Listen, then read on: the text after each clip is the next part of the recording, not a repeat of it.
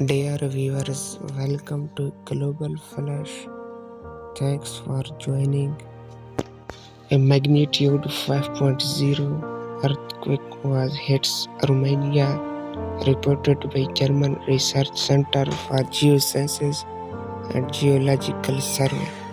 The earthquake occurred at a shallow depth of 10 km beneath the epicenter in the afternoon on Monday, 13 February 2023 at 4:58 p.m. local time. The exact magnitude, epicenter and depth of the quake might be revised within the next few hours or minutes as seismologists review data and refine their calculation. Thanks for watching.